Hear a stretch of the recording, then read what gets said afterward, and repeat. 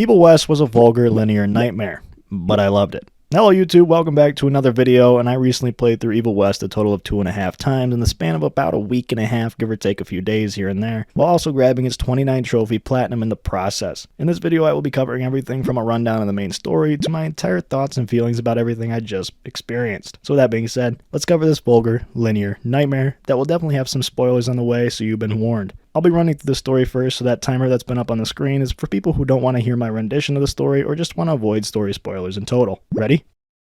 Taking place on the American frontier, aka Grover Cleveland's El Presidente, we have a bit of a vampire/monster problem on our hands. Enough of a problem that we, Jesse Rentier, son of William Rentier, and family of the Rentier Institute, which is a clandestine service that protects the country from any and all supernatural-related issues, has been cranking on all cylinders to stay on top of the war. We start the story off with a bang, blowing up the tracks of a vampire slang in this game, transport with fellow agent Edgar Gravener, who's walking on the edge of retirement, but he still kicks a little ass here and there. We're in search of our good pal and low-level vampire Chester Morgan to spill the beans on one of the top dogs in the vampire chain of command, Peter DeBano, who ends up getting bullied by the actual leaders, and they sentence his entire lineage to death for his plans of wanting to full-on combat us humans before we wipe them out completely. Making our way with our snitch Chester, we come face to face with DeBano and take care of his master's wishes for them. Yeah! Just like that. I spit on you. I spit on you. Carrying his head back to the Rentier Manor as a trophy for our father, with a little argument ensuing after, he makes his opinions clear on us still being a field agent and not taking up the seat as head of the Institute. For Jesse, it's all we know how to do, and we do a damn good job with it. And as the date continues, Secretary of War James Harrow has arrived to attend a showcase of a newly crafted gauntlet that can dispatch the Tick's hidden homes that are concealed by what's known as glamours. Unfortunately, the daughter of Peter DeBano, who we saw earlier, has waged an assault on the Rentier Institute Manor, killing many, if not all, the agents, leaving Jesse and Edgar as the lone surviving agents.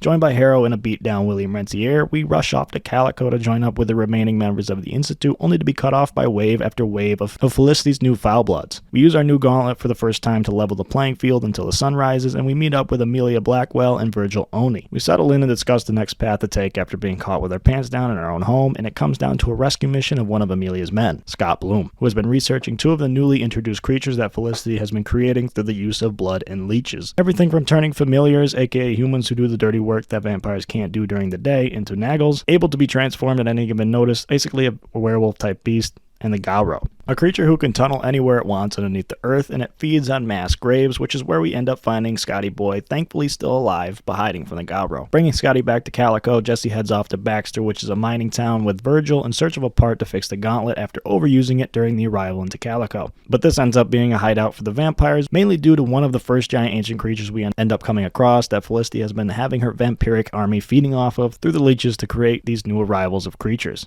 Meanwhile, as we've been running around canyons and mining towns, Edgar has been on the hunt of his own. Both Jesse and Edgar have come to agreement that during Felicity and William's battle at the manor that there's a high chance he was infected by the amount of blood that covered him. So Edgar has been on a hunt for a magical plant that's been said to slow the process or even be able to cure it, but no one knows, and no one's ever been able to locate it. Unfortunately, it was supposed to be a secret as well, as William's condition until arriving back from McCollum Sawmill, the location of yet another glamour-protected ancient creature known as the Mikanak, who's been used to feed the first boss of the game, the Parasiter. And after dispatching of the giant mutated leech, we return back to Calico only to find our father trying to kill Virgil. So now that that cat is out of the bag, Jesse heads off to the swamps of Maripau to help Edgar. With a run-in of a spider-infested foulblood who's been tracking Edgar and a doom-looking ass flying insect spawner called a hive crone, we're able to grab Edgar, the plant, and return to Calico, only to be sent out on a harrowing mission. Harrow wants us to recover the documents of DeBano's assets. In this case, an oil field that, well, when you truthfully put it, Harrow just wants us to make money off this war. Yikes. Imagine having a pissed off Jesse come down on your ass for this kind of stunt. In more meaningful news, well, not really.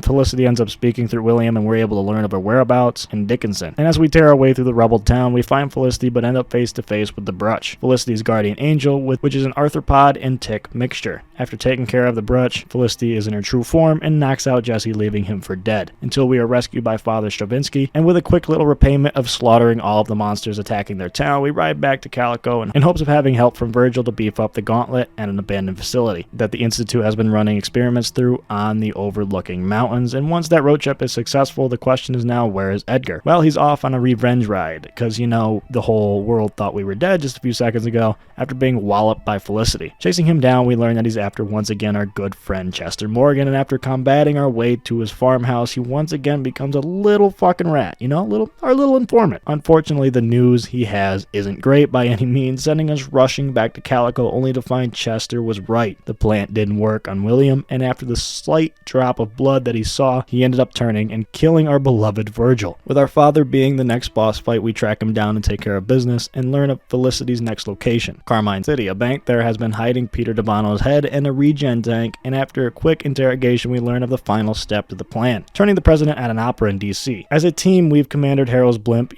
we might have taken it from him, but we're using it for a very purposeful reason and make our way to save the country. And after we've finally taken care of the rogue Felicity, the President of the United States issues us the head of the Institute with full funding throughout the war and promises to lock up Harold for being a slimy shit. Well, now that the recap is over, let's dive into my own brain and let me tell you what's going on up there after fighting vampires for the past 40 hours.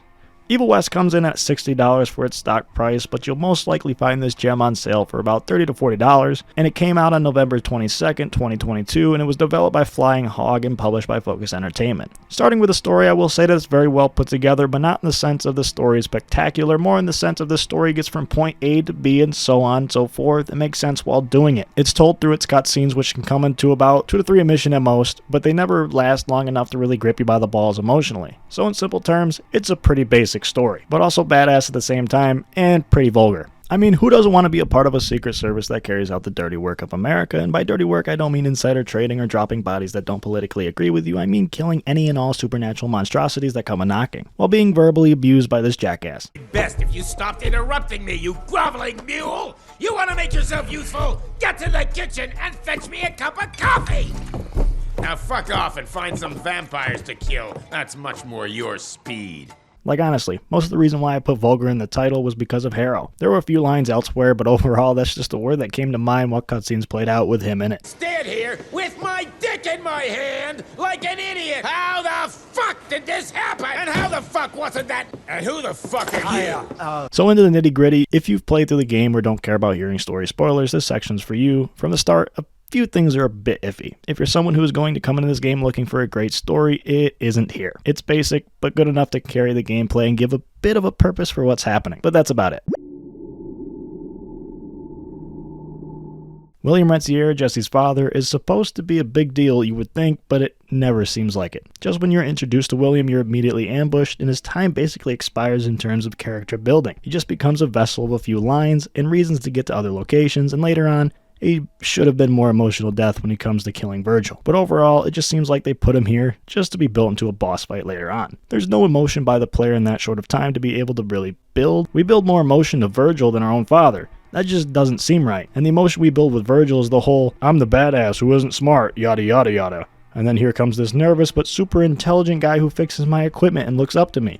It works, but the story isn't long enough to cater to either of these developments. The only one who actually drives some sort of emotion is Harrow, because either you're hating on him but like the altercations, or you just got annoyed with him right off the bat for just being fucking atrocious. And it's wild that we haven't even talked about our main character yet, but not wild at all, because Jesse is just the badass stereotype. Punchy shooty. Damn, I have to kill my dad. Damn it, kid, don't get killed. Rah, you frustrated me because you lied. I'm on a mission to do what needs to be done. Sort of thing, you know that drill. He's awesome to play as. He's a cowboy badass. And then we have Edgar, who was supposed to be retired, I guess, but ends up doing more work than anyone not named Jesse and sticks around the entire game. So I feel like that point just had to be thrown in there to build something. As for the challenge that's faced in the story, it's blatantly obvious that Felicity is going to take the reins as the main antagonist. I dig the whole daughter seeing her father getting denied as credible in terms of coming up with something of a grand scheme that they were building. Then once he's, in parentheses, killed, she fully enacts everything they've been building to exact revenge and take over. I dig that, but it's extremely predictable. From there, it just becomes us learning that these things were happening under our noses the entire time and stopping it in 16 missions that last about 5 to 10 minutes each, depending on how difficult you find the game. That's it. That's the story. I mean, at least we got to meet the president. So this one's going to be a pretty quick cover. It's a good looking game until you start really looking at the things with a good eye. What I mean by that is it's window shopping basically. You're like, damn, it's on PS5. Damn, it looks smooth as hell, boy. Damn, things look good. And then you go in and touch the clothes you want, get an up close and personal look at the clothes. And then the clothes start looking funky when they're talking. Sometimes mouths don't fully match up, close enough to what they're saying. Catches your eye. You look off into the distance and see bearing nothingness, so the attention we put onto what's right in front of you, which doesn't look bad at all by any means. It's just a whole lot of hopeful wishing behind, bright colors that make things pop. Although I will say the monsters look fantastic. I love the variety of the looks. I won't say the variety in terms of gameplay yet until I get to that topic, but yes, they look the part, they're badass and creepy all at the same time. Cutscenes have a film grain black bar, old country type vibe to it, which I liked. It's not going to win anything, but looks the part. But I think overall, it does a good enough job in the looks department, I guess you could say. In terms of audio, it's nothing outstanding, more mid than good. Music scores don't really match the fights or the vibes of the game, but honestly, trying to think back, I barely even remember what I was hearing because I was caught up in the action so much. Time for the meat and taters of the video and the game itself. With arena-based combat, plenty of variety when it comes to the foes you'll be facing, Evil West does its best work in the gameplay department. Let's break it down. Starting off with the arena combat, which it pushes front and center so much that I put the word linear in the title. A game so linear it marks the only pathways you can enter with very obvious glowing chains. Then there are areas with invisible barriers, and no turn back zones consistently throughout. Does this impede on gameplay? Yes and no. There were times when I jumped a barrier only to find that I couldn't go back and explore the other shorter path that I decided looked more like the main pathway, but ended up holding some bucks behind it, and in order to go back there to get the stuff that I needed, I'd have to restart the mission. Other times it just became a simple drop-down area that majority of the times in video games you'd be able to get away with, but God forbid if these glowing chains weren't there, you'd have to follow the straight and narrow. It just became a situation of convenience at that point that I'm so used to in other games, so like I said, it really doesn't negatively impact the gameplay, but it gets tedious when you can't just drop down from a ledge that doesn't have a glowing chain by it. So it's something I can get over, but man, it's very linear. But it does help guide the gameplay, because very few times do you actually see enemies spawning outside of these very obvious arenas that once you jump the barrier, the action starts. These will all be the same battles, so depending on your playthrough difficulty, skills, and enemy types, you'll be able to learn through trial and error on how to make your way through. The arenas vary from size, from almost compact boxes with big fuckers with hammers, to wide-body arenas with sharpshooters, giant vampires, and werewolves. Very simple, but it takes some time getting used to if you're on harder difficulties. Matching the spawn routes, attack patterns, and using the environment and cannon fodder enemies to your advantage, it all ends up flowing until you get an arena with the worst possible combinations of enemies on your first playthrough. More on that first playthrough comment in a bit. The list of baddies goes on and on quite a bit, from the cannon fodders to the specials to the main bosses. We've got a catalog of baddies here to learn and get used to battling with. Back to the linear. There is no such thing as grinding in this game, other than the grinding of your teeth as you get frustrated from playing on the hardest difficulties right off the bat, getting cheesed on by some of the baddie combo spawns that seem impossible the first few attempts. Evil West just has you go through the game and you'll end up progressing through the equipment as the story continues, and XP is not displayed, nor is it really obvious how you end up leveling up Jesse, but you do have the choice when it comes down to the skill tree. Other than that, as I mentioned earlier, bucks are the game's in-game currency and a way of upgrading your weapons. Bucks are limited per level as there are only a certain amount strung throughout the map in either plain sight or boxes hidden on that other path that you probably chose against but can't go back until you play the level again. Even with that, the weapons and various ways of killing baddies only have 3 upgrades to each, which isn't a whole hell of a lot, especially since some will barely be used on your playthrough unless you're going for the platinum. More on the plat later. The majority of the time you'll be with your trusty Winchester or the Rentier rifle, the Rentier 6-shooter, your power gauntlet, and these very useful explosives. After that, the flamethrower is mid along with the crossbow. Then there's a minigun that is fun and powerful, but the recharge on this thing is 7 business days away, so you always find yourself saving for a once-in-a-lifetime opportunity during a possible arena or a boss fight. Speaking of the boss fights, I like them. There's 4 boss fights in Evil West, and 2 of them come out of nowhere, while the other 2 are very predictable. Like I mentioned before, William Rentier is the 3rd and Felicity is the final.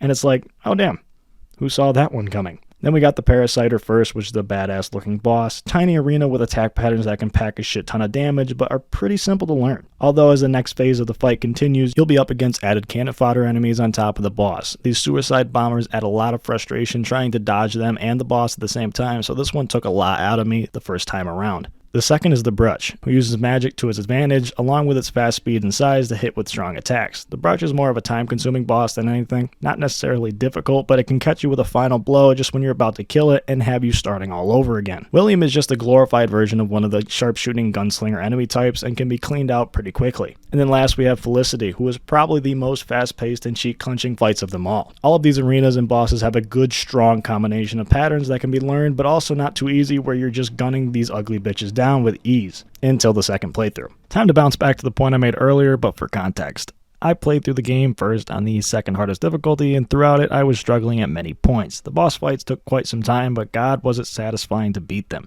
I mean, even some of the arenas throughout the game had me picking up my chair by my ass cheeks because I was sweating and clenching so hard to try to come out on top after dying so many times. It felt great to finally beat everything at the end of the day. Then after this, I played through the game again on the hardest difficulty this time. But New Game Plus is a feature here because there's a lot of upgrades and level points that you need to get to acquire some of the trophies, so I was preparing myself for another struggle. Seeing the New Game Plus meshes on top of picking that difficulty, I was about to experience another nightmare. Until next thing you know, with 6 to 7 hours in one fell swoop, one mighty playthrough later, I ended up just breezing through the entire game on the hardest difficulty.